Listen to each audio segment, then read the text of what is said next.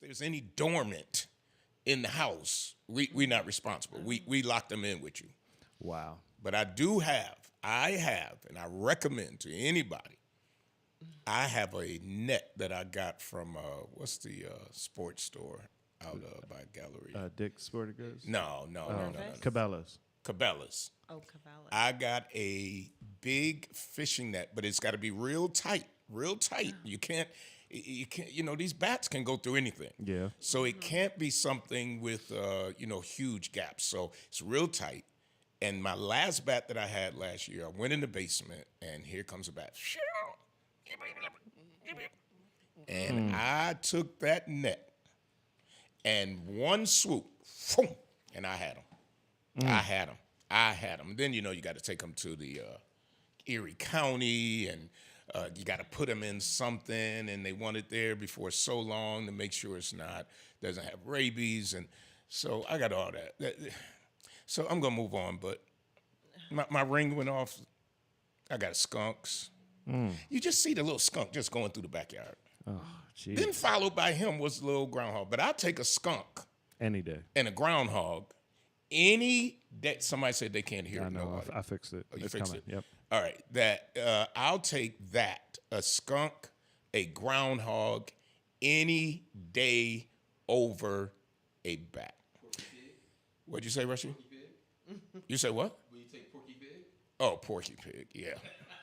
So there's been a lot of talk about student loan debt, and be talking about that today. And then we're going to talk, of course, we're going to talk a little about Bray Miller, and something I want to share with you that I think is interesting being done in Florida with ARP money and as far as small business, because I don't know if we have dug as far down as we may need to for small businesses. So we're going to tell you I got University District Council member here. We're going to talk a little bit about that. We're going to talk a little bit about Bray Miller. And then I want to talk about this article that I found on Brookings that talks about 6 policies to address social problems affecting black boys and men. Hopefully we'll be able to get all of that in this show today. I want to welcome to the studio talking about student loan debt from Neighborhood Legal Services. If you'll tell them your name. My name's Karen Welch. I'm the supervising attorney of the Disability Law Unit at NLS. That's going in and out. Yep. Yeah, no. Thanks for having me here today to talk about this. All right. Well, thanks for being here. Tell us about what, I know that the Biden administration was trying to pay back student loans for certain people qualified. That hit a roadblock with the United States Supreme Court. Correct. There is now a different program out there. Does this have anything to do with the federal program? So, yes, I mean, our program is actually just New York State. We have what we call the Education Debt Counseling Assistance Program. And at Neighborhood Legal Services, we got a grant from the Community Services Society. We have 2 attorneys and debt counselors who are available to help people. Because even though the Supreme Court struck down the general $20,000 forgiveness program, the Biden administration has done a tremendous amount to sort of overhaul forgiveness programs and make repayment easier for folks. So Neighborhood Legal Services provides what services to people who they're looking for service? We will provide one-on-one debt counseling for people. You can call our number if 847-0650, extension 445. Leave your name and number. We'll get back to you, schedule an appointment. You can come down to our office, or we can, meet you, or just do it over the phone if that's easier. We can go through all your loans and figure out if you're eligible for any loan forgiveness or... So there are some loan forgiveness programs. Oh, there's many, and there's deadlines, though, so now is the time for people to take advantage of these. I think this is very important. On your flyer, you talk about you help determine the best repayment, access loan forgiveness, cancellation, and discharge. Correct. And what type of situations, briefly, may be eligible for loan forgiveness, cancellation, or discharge? So sometimes people went to bad schools. Those schools closed or they weren't able to finish their education. You may be able to get loan forgiveness for all those loans. If you're a person with a disability, if you're an elderly person who can't work anymore, we could get your loans discharged. Wow. If you've made a number of payments over the last 20 years, and your debt is quite old, we could help you possibly get forgiveness for those loans Really? too. Yeah. So there's so something many over programs. 20 years, those type of thing. Wow. Yeah. Another part talks about getting out of default to prevent wage garnishment, Social Security offsets, and tax intercepts. What type of situations in general may? So, I mean, folks have to realize for the last 3 years during the COVID health emergency, the U.S. Department of Education has stopped collecting student loan debt. Okay. It's going to start again in October. So if you had a wage garnishment then, that could start up again. If you had a tax intercept before those years, you could have your taxes seized again. So we can get people into programs called Fresh Start, which would get them out of default into low cost payment plans, which would then keep their benefits, their tax returns, and their wages free from collection anymore. There's a couple of programs that the Biden administration just put forward that really are a fresh start. They just, you can just request it and they will start all over, and it's as if you never had that default. Wow. So your number, and it's here, is 847-0654. I mean, 50, right? Correct. Say it again, 847-0650. And then you have some clinics that are coming up. Yeah, we're able, if there's groups or, senior centers that want us to come out, we're happy to come out and do trainings and do intake there. We also, every Thursday, we have a walk-in clinic. Folks can come to our office at 237 Main Street, 4th floor, and come up to our student loan clinic, and we'll see you then. So that's every Thursday, folks. I see people already on social media who are tagging other people who may be eligible. This is so important. If you have student loans out there and you may just qualify for some type of repayment plan, loan forgiveness, cancellation, discharge, how much do people have to pay who come to Neighborhood Legal Services? That's a beautiful thing. Our services are free. So, we have no income or resource restrictions. We can help anybody under this grant. This is game-changing for somebody that you can get assistance from Neighborhood Legal Services, folks. Neighborhood Legal Services can help you possibly, no guarantee if you don't qualify, but with repayment and all kinds of help. Anything else you want to share with us today on this program? No, that's it. But now, before the end of this year, folks should really come to us, make an appointment, and take care of this. Yeah, because time is of the essence, right? That's right. Especially because some of this can start hitting back in their finances. You said in October when the forgiveness is over? That's right. And, if you want to get those years of payment counted, the end of December 31st, 2023 is when the cutoff will be for So that. timing is important. Do not put it off. It does not cost you anything. Neighborhood Legal Services has been around for decades and decades, right? 40 plus years. 40-something years. Their services are free. And I want to say to all of the attorneys and all of the support staff at Neighborhood Legal Services, thank you for what you do, because there are a lot of people who would not have an attorney to be with them or to help them through, or staff, if it were not for Neighborhood Legal Services. So thank you very much. Thank you. So folks, I'll try to remember to talk about that a little bit at the end of the show, but you know that you can always go back on our social media pages and see this. It's so important that we make sure that those of you who have student loans out there, Don't end up messing up your finances if there's a way. Just because the Biden administration didn't get the way that they wanted for the 20,000, there are other programs out there to help you. But one of the things you shouldn't do is not do anything. That's one of the things you should not do, is not do anything. Okay, that's interesting. Because I know some people with loans that this might benefit. Yeah. I hope. I mean, and then I didn't know the fact that if your school went out of business or something, like, too bad I don't have a loan but die. I mean, I would be able to do something maybe. Well, I'd rather not have a loan. Amber Bowling says, I'm 63 years old. 3 years ago, I received a student loan bill from my daughter, who is 41 years old. I ignored it. She attended Brighton Stratton. Amber, the information is there. Yeah. 847-0650, because especially if it's like she said, over 20 years old, there may be something that can happen. But again, doing nothing is not an option. Rashid N.C. Wyatt, chairman of the Finance Committee of the Buffalo Common Council.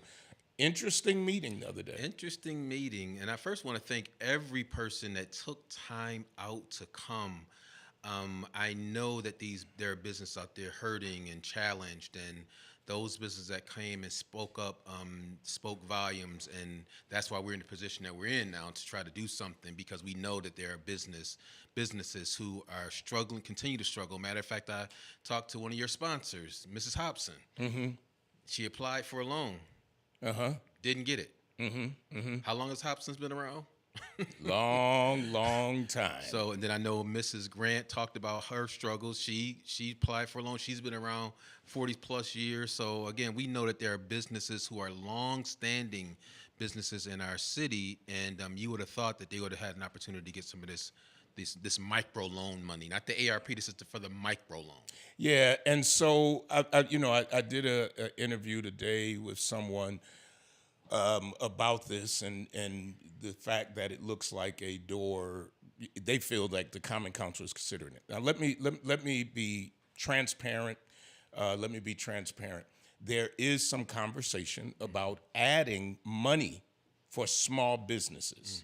So what I didn't want to do is throw out the baby with the bathwater.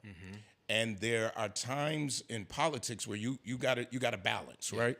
So you have people who are concerned about Bray Miller leaving, and you have people who are concerned about their own businesses. Like I didn't hear anybody come and say we don't want a grocery store. Correct. Right. What they said is we need a grocery store. Right.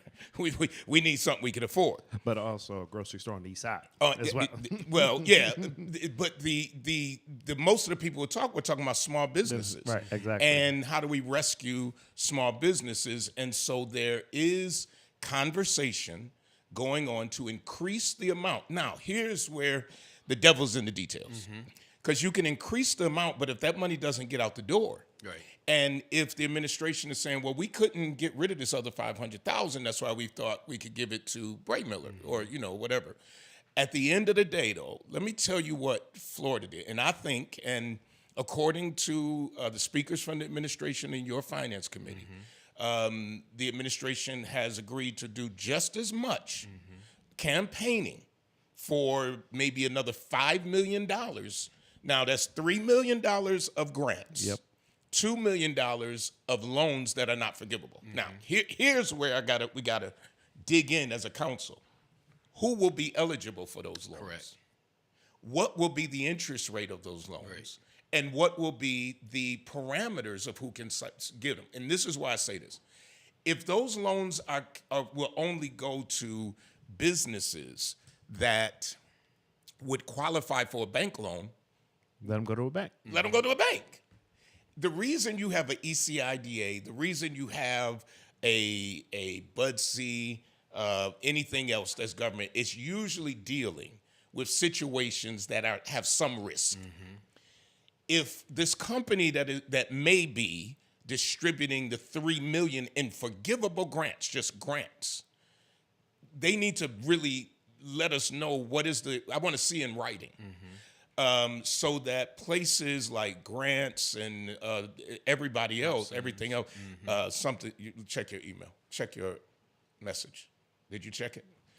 Because now my phone is going crazy, and I'll let you read it a little later. Okay. There's breaking news happening right now. I'm going to finish my show. I'll end it. I'm sure my phone is going crazy. My phone is going crazy. Anyway, got to refocus now. Well, that's all right. We probably got the most viewership since right now. Then, Well, just stay where you're at. Stay where you're at. So that's my concern is that we get more money out for especially poor communities. And I think that what the majority leader was talking about is that he wanted to see it more flexible. Yep. And within our districts. Yep. So we ensured that those businesses within our districts were able to receive some of this money. And I totally agree with that. So that's where my pushback may be for this other entity, NDC, which we want to disconnect that from City Hall. Not that we don't want people to be qualified. We do, but we don't want it to be where City Hall is making a determination, because City Hall made some determinations, closed the micro grant piece, and there was 500-something thousand left, and they decided to give this 500,000 to Bray Miller when there are other businesses who were denied. Maybe you should have went back to those businesses that were denied and shared that money with them, because they are desperate. You know what, we talked to a couple of people came and spoke and talked about how desperate they were. You know, Gershwin's one of those businesses. Well, can we give them more than 25,000? Because that was the other piece. The micro grant was from 5 to 25,000, but we're going to give Bray Miller's the whole kit and caboodle. Well, interesting and I want to say big ups to Councilmember Rivera, Councilmember Bowman, who I appointed to be on the committee for ARP, and really to, I think, what was her name, who, remember you asked her, well, can we have some representation on the ARP board? Yes, the young lady who was that name Jessica? Jessica. Yeah, Jessica. Yeah. Originally, Big up. She's no longer with the administration. Yeah, Jessica. But right away, she said yes. Yeah, And she didn't have to. Right. So the council has been at the table. We're not in control of the table, but we got Brian Bowman and Dave Rivera who are at the table. And so when we said, we want more money for small businesses, the first offer was, okay, we'll do another 500,000, and we said no, it can't be equal. We know the difference now between equal and equity. Right. And if you're going to give 500,000 to Bray Miller, I want to see other small businesses who have suffered. But here is something interesting, and this is coming out of Orange County, Florida. And Orange County, this is their American Rescue Plan Act from 22. In writing? A whole book, sir. In writing? Wow. With an index. Oh my gosh. Wow. And then What a a novel breakout, idea. of the percentages of where their money is going. Wow. Here it is, folks. So they got, let me see how much. Orange County is now in receipt of the second half from the U.S. Treasury in the amount of $135 million. So they got 200-something million. 24% to business assistance, $31.8 million.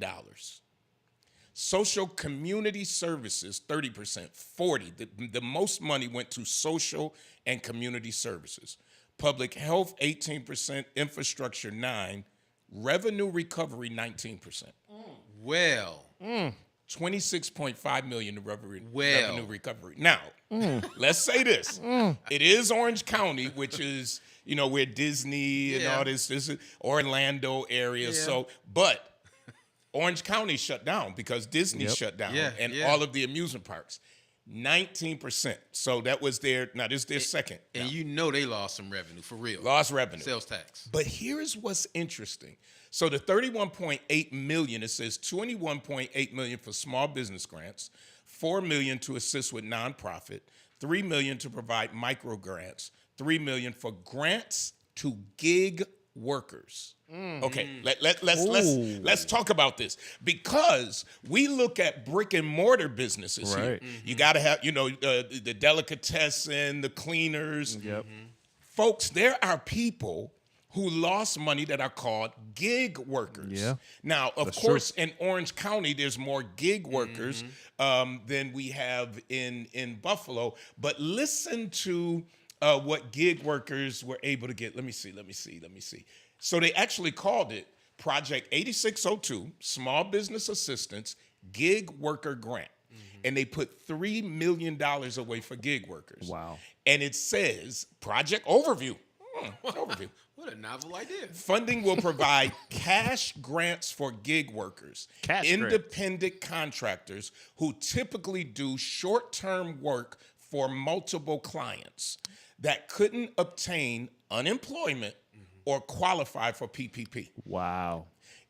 Grants are limited to $1,400 per worker, or ARP per ARP guidelines. You can do this. Whoa.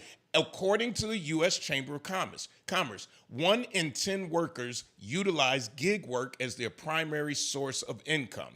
Many don't receive benefits due to the structure of these types of jobs. Example of gig workers: freelancers, rideshare drivers, Yeah. Uber, I Lyft, figured. Yep. food delivery drivers, creative workers, web designers, bartenders, actors, and musicians. I believe it. Wow. I believe it. And then it says, et cetera. I believe it. Orange County has worked with various groups in the community to get an understanding of the challenge currently facing gig workers in various industry groups. Wow. Oh, it goes on, and then we'll come back and talk about it. Wow. Use of evidence, output measures. Gig workers must show loss due to COVID. Gig workers must have a physical address in the district. Gig workers report on demographics, location, residence, type of business. Outcome measures: the number of gig workers awarded, percentage of disadvantaged and minority gig workers, percentage of gig workers assisted by the district. Bruh, I think somewhere in here we have to include gig workers. I totally agree. Never even thought about it. No, but these folks in this particular government entity thought about raising all boats that were Yeah. affected, not just a few. Yep, and I mean, we're council members, so we're Yeah. part of the government. Yeah. And we didn't think about it. I didn't think about it until I read this, and so now I do think we should put together a resolution Yes, to sir. ask that gig workers, because here's my fear: you put $5.5 million on the table, or whatever it is, for the $3 million for the grants, right? And if you said you couldn't find business before, are you going to say that again? Right. So let's add another layer of employees who did not get PPP, who did not qualify for unemployment. That's true. But who lost money. Yeah, They still have bills. Yeah. And let's bring in the gig workers, Absolutely. right? Totally. So Let's get that done. I love this. That's- We yes. will reach out if you'll join me on that Yeah, resolution. absolutely. Reach out to council staff, send this over to them, Yes. see what we could add for the gig worker that's out there. Okay. Now, See, but that's what we should have been doing in the first place. Like, we've been pushing for this money. We haven't got a nickel out as of yet. well, we did. There is about a 331 nickel. million? Yeah, we got about a nickel out. And so the one good, I ain't gonna say the one. The good thing about this is, of the Bray Miller, is that it put us in a place to negotiate and move forward. Yeah. Because if it, And big ups to you for holding that up, because if we would have just approved it, it'd been a done deal. We'd be sitting here talking about what we should have done. yeah, what we should have, could have done, and then we'll still have businesses out here who are suffering. Yeah. And basically we still have businesses. And they're disenchanted in a lot of ways. I mean, when I talked to, and I'm not going to say what business, they were like, nah, I don't know if I want to do that because I didn't get it the first time. And I understand, because it just seems like the bureaucracy of red tape. You don't want to go through this process. You had to put paperwork together and you were denied. Why should I do it again? Because it's going to be a different outcome. So understood. Yeah. I think that, oh my goodness.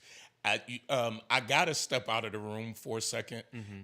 So We'll go to commercials. Okay, let's we're gonna run over to Shad. We're coming back over to you for commercials in 5, 4, 3, 2, 1. When it comes to something as personal as your clothes, you need to deal with somebody you can trust. That's why so many people turn to Hobson's Dry Cleaning, conveniently located in the heart of the community at 874 East Delavan at the corner of Wyoming. When you take your clothes to Hobson's, you can trust that they'll be ready on time. You can trust that your whites will be white. You can trust that you'll always get a fair price and service with a smile. You can even trust that you won't have to get out of your car if you don't want to. Hobson's has a drive-through window for your convenience. Trust is what it's all about at Hobson's Dry Cleaning. Hobson's Dry Cleaning, your one-stop dry cleaners serving the community for over 30 years at 874 East Delavan at the corner of Wyoming. Call 891-8298. That's 891-8298. Brian K. Lewis Funeral Home has 3 locations to serve you in Buffalo: 347 Peckham, 2258 Bailey Avenue, and Providence Memorial Chapel at 1275 Sycamore. Brian K. Lewis Funeral Homes offers traditional services, and they have services for all faiths. And at Brian K. Lewis Funeral Homes, they have air-conditioned parlors and chapels. Financing is available, as is limousine service. At those difficult moments in your life, Brian K. Lewis Funeral Homes is available where you are with counseling services. Call toll-free 877-885-7734. That's 877-885-7734. Or locally 845-5545. Brian K. Lewis Funeral Homes. We are here to serve you, here to serve this present age. Call today, toll-free 877-885-7734. Or email info@brianklewisfuneralhome.com. All right, we're back. Just got some breaking news, but we wanted to continue the conversation. So we're still working as a council to get information from the administration about small businesses who can get these additional dollars that we're pushing forward on. And Mark, I mean, the fact about these gig workers, I just think that is beautiful because, again, they're a cross-section of people who are still missed out. And now they have an opportunity, hopefully, with our resolution that we're going to put forth. Unmute everything back. Yeah, that's crazy. That's I mean, because I think like even for some of the work that I do on the side, and even I think it's expansive, and that's why I like it that they didn't close it off. It's the et cetera just means, hey, just prove that you were freelancing during this time period, and I think that's the added benefit, and I think. Because normally, and we talked about this last week, a lot of times a lot of this federal money comes with it enough stipulations, and then every layer of government it touches adds another stipulation.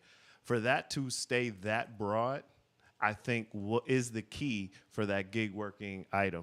Yeah, I agree because there's so many things that you can't.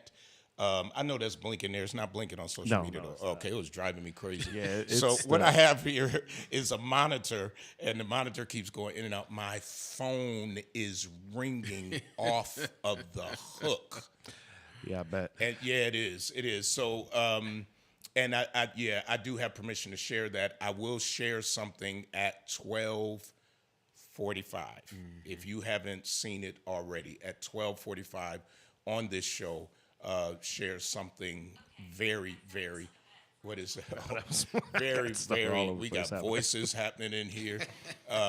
Very, very important, a development that is very important. Gig workers. Yeah, so I think, we'll put it forward. Right. Some of the people, Melanie on Facebook, excellent work. Eva Doyle, always Mother Doyle, thanking us for certificates for her annual Romeo Doyle Muhammad Scholarship. Other folks just saying hi. Betty Jean Grant saying, thank you, Councilmember Wyatt and Pridgen, for being the small business champions. Councilmember Pridgen, we are going to miss your wisdom and guidance now more than ever. I am praying for the Common Council going forward. For the Common Council going forward. I don't know what's wrong with my mic today. It usually will stay up, and then it's going in and out. You hear that? Some people touching stuff. Yeah, so when we're not here, you touching my mic. I think I'm kind of good here. Okay, let's move on to this. Did we finish that? Did we? So. Did we we good. solve the problems of the world? So, Through Orange County. yeah, right. Florida's Thank good you, for thank something. you, Orange County. Florida Thank you, Orange Florida County. is good for Right. something Yeah, right for now. something Yeah, because the crazy stuff they talking about. yeah, Gosh. but Florida has a lot of gig workers I from bet. lawn Yeah. care, pool care, Tree so trimming. so we don't even have probably half. So if we're able to help a few hundred gig workers who can prove that they lost income, and that's not hard as long as they were working like Uber beforehand, and like I said, it says for multiple people. And it's not complicated. It's really straightforward and simple. Yeah, To prove yeah. that information. Sometimes we give people so much stuff. It's like, what's this all about? Yeah, Do you yeah. really want me to get the money? Yeah, exactly. Anything else locally? This may take a minute, but I thought this was very interesting. Am I missing any other? No, that was right on point. Any other local news that's been on the front page of the paper? I don't know. 6 policies to address social problems affecting black boys and men. Oof. So this comes from the Brookings Brookings, of Institute. course. Oh, Brookings. A trusted source from the internet. A trusted source. I'll read a little bit about it, and then let's just talk about it, what your priorities you think are, and I'll tell you what Brookings are. Well, I'll tell you, Brookings. It says a key theme in the event was that policymakers like us must pay particular attention to the intersection of institutionalized racism and sexism in society, and they must be intentional with their support for black boys and men.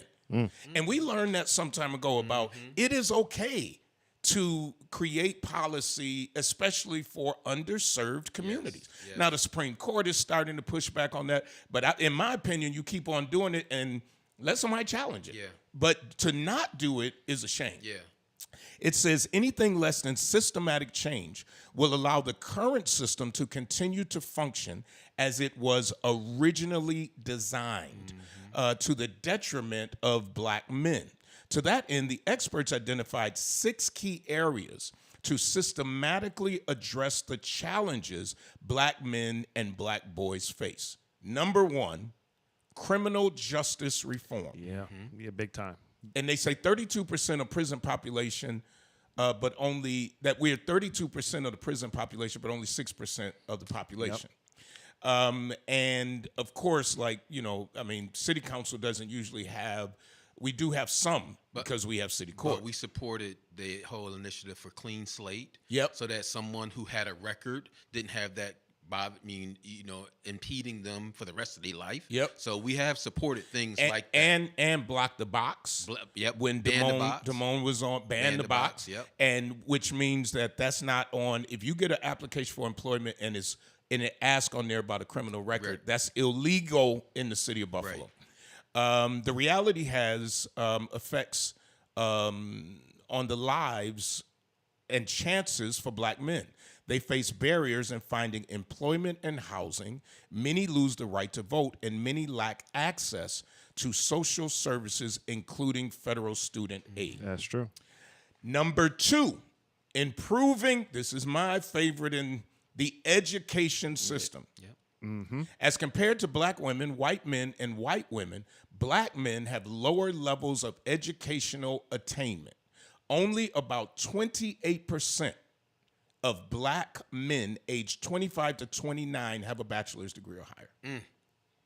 While about 30% of black women, over 40% of white men, and nearly 50% of white women do.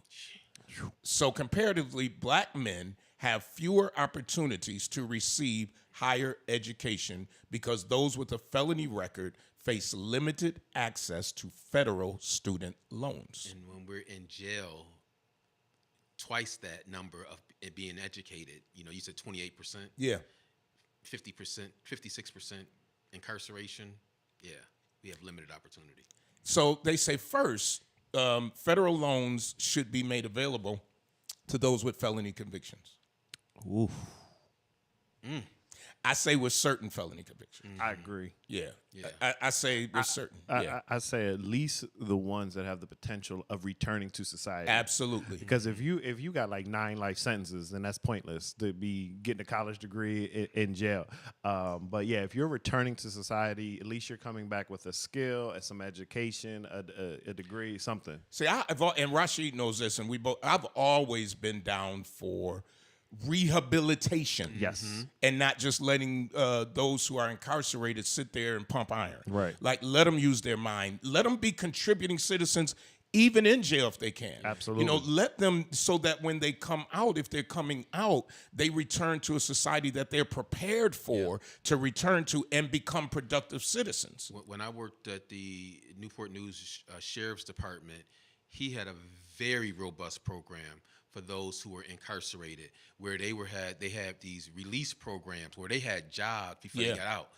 That was a huge plus, because, you know, one of the things, typically someone who's incarcerated, they get out and they can't find a job. So what do? They go back to what they were doing. Right back. But many of these individuals had jobs. They actually had the vocational training while they were in there. So I gave big ups to him for what he was doing. As far as that. I mean, because the reality is, if you're locked up and you get out and you can't get assistance, you can't get a job, the recidivism rate is very high. Sure is. Because I got to eat. I can't sleep at my girlfriend's house because, you know, she on Section 8, they'll kick, you know, it's all of this stuff.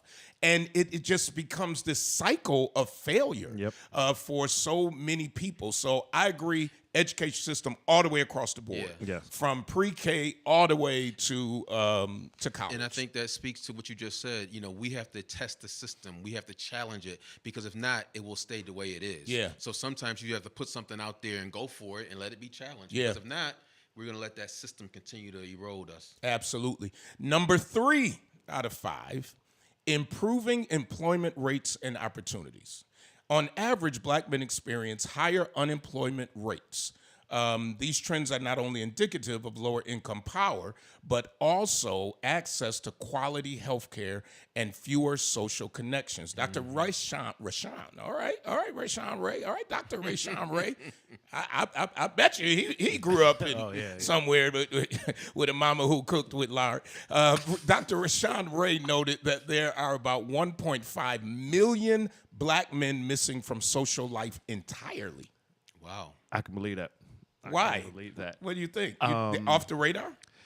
Yeah, because again, that's the system working the way it is, and because between Nixon's war on drugs, Reaganomics, and Clinton's 3 strikes bill, that 25-year period was all to pull us out of society. So everything now is just the effect. So you have a generation that's doesn't know how to operate with those soft skills or in society because they know my dad struggled, my grandfather was in the street, this, that, and the other. So everybody's just removed from them. So they battle. So this is why you get that anger and that frustration on jobs. And this isn't going my way. So now I'm just going to act out, whether school or on the job.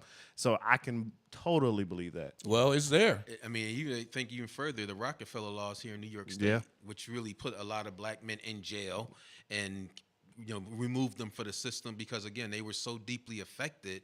And when you come out, it's hard for you to do, like you said, adjust. Yeah. So it talks about, goes back to education too. Yeah. The education. So everything seems to be pointing back to education. Number 4, I miss David Letterman. Number 4, Absolutely. Place-based. Do you know I haven't watched talk shows since he came off there? Wow. Yeah, I used to watch it every night. Place-based policies.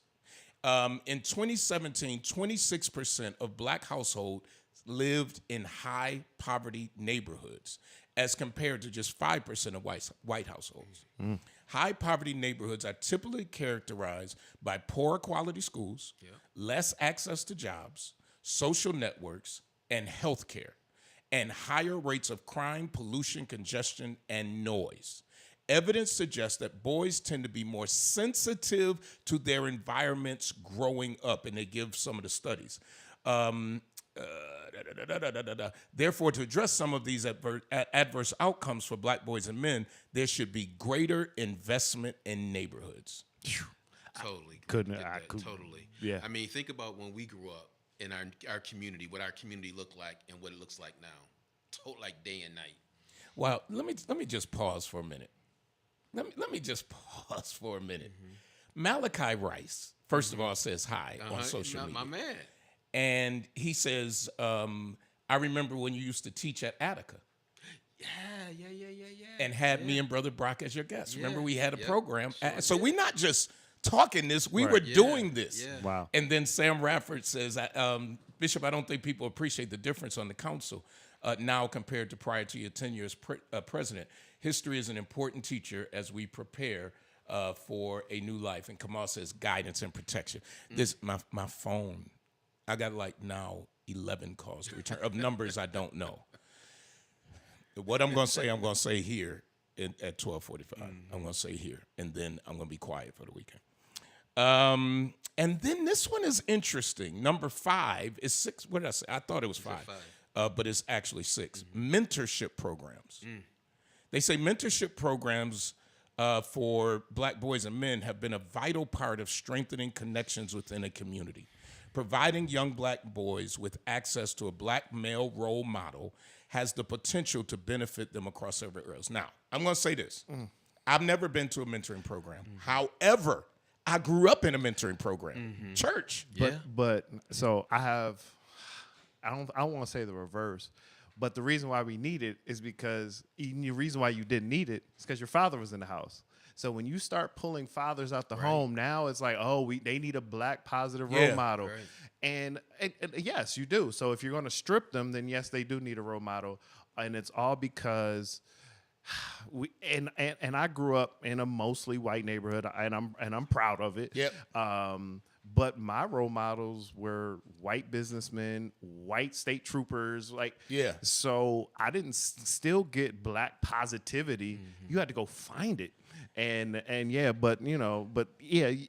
you kept the black fathers in the home, you wouldn't need mentoring programs. Well, and when I say I had a mentoring program, it was because of St. Luke, where we belonged. And it wasn't this formal mentoring program, but it was mentoring. Yeah, because we had black men, black women. The girls saw black women who were principals of schools, who were, I can name almost every profession in some way, who were we saw black men who were medical doctors and lawyers. And, it's really wild because even the sermons were different at St. Luke. Absolutely. I didn't hear Dr. Whitted preach a lot about poverty or struggling. He was talking about go to college, and we all were expected to go to college, and it was celebrated. And here at True Bethel, we have this kind of cross section. I've got some children who are well educated, who have gone on to be doctors and lawyers. We got a PhD sitting there, many PhDs now in True Bethel, and real ones. I'm not talking about they got it off Not the the internet. internet ones. They really did their work. They really did a dissertation, Defended and everything else. Defended Dr. Levon, who when I got here was a little kid, and now he's a PhD. But then I also have this segment of kids who are in underperforming schools, who are coming from poverty. So I got to preach this message of social justice, of equality, but also one of moving forward and moving up. So when we say mentorship programs, it does not necessarily, although good mentoring programs are needed. Period. Yeah. I remember being a part of a mentoring program with Bill Bennett. Yeah. And he was an incredible educator. Yeah. He's somebody well known. And that was many, many years ago. And now we're still talking about mentoring, the importance of it. So the last one before we get ready to go, and is reparations. It says the final policy areas suggested during the panel discussion were reparations to be paid to American descendants of slavery. The racial gaps present in wealth, income, housing value, education, attainment, blah, blah, blah, blah, blah, blah, blah, and more are all the result of deep racism within the U.S. stemming from the act of slavery. Reparations can be used to correct this injustice. I totally agree with that. At first, I figured out, how would they do that? There's ways. Where there's a will, there's a way. And we were supposed to get some land back decades ago. Never happened. But I believe it was at San Francisco, or there is some city that is really pushing this. as far as reparations, and I'm looking forward to. And New what York they come State up- now New has York a State, yeah. committee. Right, committee. committee, Yeah, right? a commission Yeah. for reparations. Yeah. You know, I don't know how that look. I mean, I done said before, I'll take the 40 acres. I don't want no mule though. I No, mean, they can keep. They can, I What, keep want a the- chicken? I don't want no animals. No. give me a Mustang. Now I will say I'll take the animals for the tax break. So if I'm gonna get the 40 acres, then I'm gonna throw a couple of mules and some horses so I can get those tax breaks. He can tell the land. So yeah, all right. I know you've been waiting. I'm gonna have Mark just read the title of something that just been released. I just want to say this. This has been probably the roughest 3 days of my life. I have said, and I continue to say, that what a lawsuit accuses this church of, accuses me, never, ever happened. Never, ever happened. I've been pastoring 29 years. I've never been accused of anything like this. It's unfortunate, but I think you need to hear it from me. And, you know, obviously, have an attorney, and asked the attorney, should I speak? And he said, you always have. You've spoken up for everybody else. It is okay for you to say, I did not do this. Last night, I slept after I received some information. Today, about 15 minutes ago, that information was released. And here's what the headline, if you go to buffalonews.com, is saying today. Woman who sued Buffalo Common Council President Darius Pridgeon now denies he sexually assaulted her. She interviewed with the Buffalo News last night. I'm going to ask this community, because something obviously is going on. I'm reaching out for her right now because she has said this never occurred. I can't go into detail of the next steps. However, I ask that you be gracious to her. She has a family like I have a family. She has a reputation like I have a reputation. So as a community, we pull together, and then the next steps will be had. But until then, I thank those of you who were gracious to me and the hundreds of people who reached out, who contacted. I prayed, and the Lord heard. And so you can read it for yourself. I'm not going to go into detail, but I give grace to her as so many people have given grace to me. God bless you.